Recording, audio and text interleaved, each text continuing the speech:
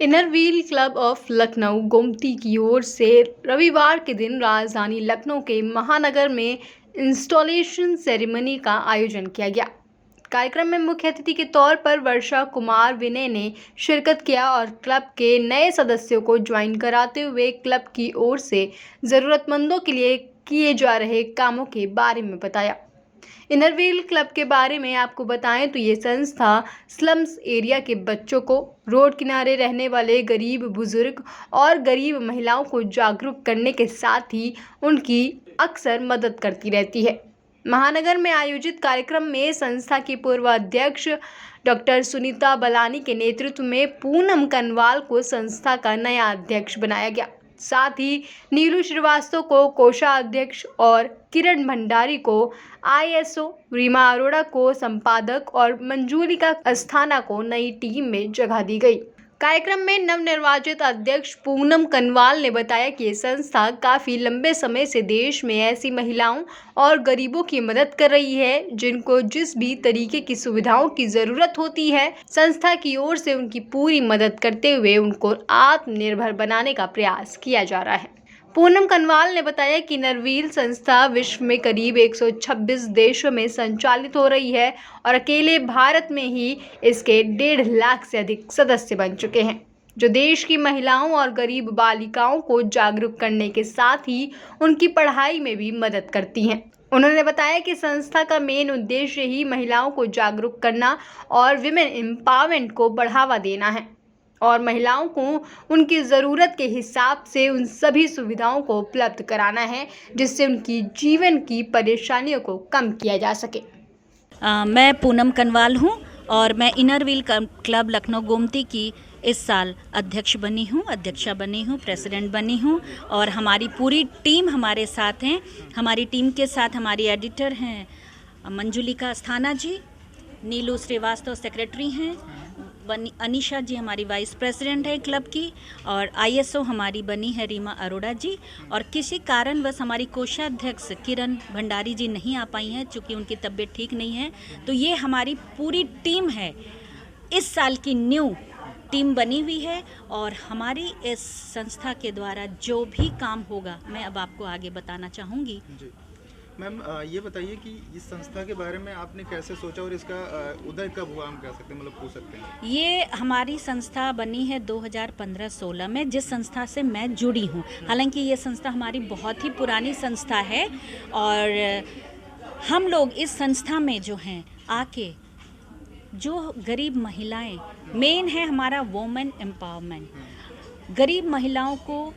कन्याओं को, बेटी बचाओ बेटी पढ़ाओ, हमारे ये सब जो मोटो है इसको हम लेके चलते हैं और गांव-गांव में जाकर हम लोग सोचते हैं कि जिनको जिस तरीके का भी सुविधाओं की ज़रूरत है, जिनके पास नहीं है उनके रोज़गार की सुविधाएं या किसी भी तरफ से उनको मदद करने की कोशिश, उनको ज़रूरत होती है तो हम उनकी मदद करते हैं। ये हमारा मेन मोटो है, हम औरतों को आगे बढ़ाने की कोशिश करते हैं। जी, तो ये बताइए, ये सिर्फ लखनऊ में है या फिर मतलब ये नहीं, ये हमारी संस्था जो है ऑल ओवर वर्ल्ड है। ऑल ओवर वर्ल्ड हमारी संस्था करीब 126 कंट्रीज़ में चल रही हैं और हमारे इंडिया में ही हमारे करीब 46,000 से ज़्यादा मेंबर्स इसमें हैं और 1.5 लाख से ज़्यादा मेंबर्स ऑल ओवर कंट्री में हैं और सारी महिलाएं यही मोटो को लेके चल रही हैं कि हमें स्ट्रॉन्गर वुमेन्स को स्ट्रॉन्गर बनाना है और उनको हर मामले में आगे बढ़ाना है। ये कह सकते हैं कि जागरूकता की तरह आप लोग जागरूक बिल्कुल जागरूक करते हैं हम लोग औरतों को हर मामले में। और देखिए, जागरूक करने का बहुत सारी तरीकाएं होती हैं एक्चुअली। तो यहाँ हम लोगों का मेन ये है, जैसे बहुत संस्थाएं हैं, बहुत सारी काम करती हैं, ऐसी बात नहीं है, लेकिन हम उनके छोटे छोटे चीज़ जो रह जाते हैं, जैसे कहते हैं ना छोटी कमियां जो रह गई, उसको लोग नज़रअंदाज कर देते हैं। हम उस पर ज़्यादा फोकस करते हैं कि बड़ी बड़ी चीज़ें तो दिख जाती हैं, अरे उसके पास तो टीवी नहीं है, उसके पास फ्रिज नहीं है, उसके पास ये नहीं है, वो नहीं है, वो दे देते हैं, बड़े बड़े संस्थाएं दे देती हैं। लेकिन जो छोटी छोटी चीज़ें जिसकी ज़रूरतें उनको होती हैं लेकिन वो बेचारे कह नहीं पाते हैं, जैसे चूल्हा आप एक छोटा सा ले लीजिए, अब वो लकड़ी के चूल्हे में खाना बना रहे हैं, उससे उनको कितनी प्रॉब्लम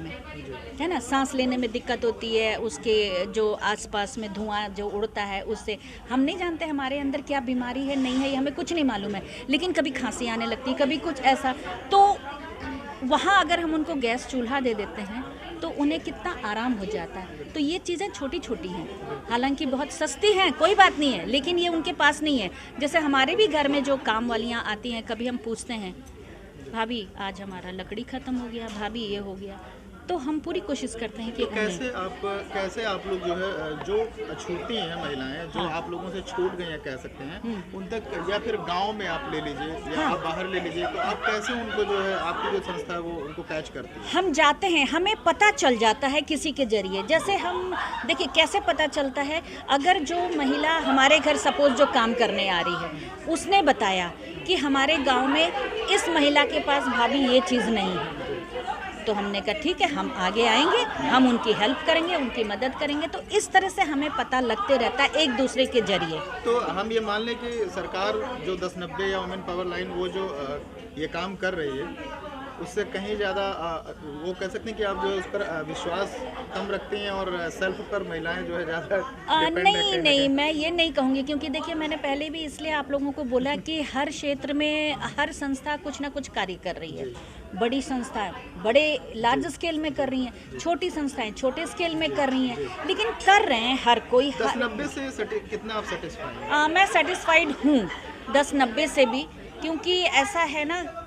शायद वहाँ के कुछ कार्य हम नहीं कर पाते हैं, तो 1090 की महिलाएं आगे आके उस कार्य को कर लेती हैं। तो इसलिए हम महिलाएं जो है ना अलग अलग क्षेत्र में जो भी कार्य कर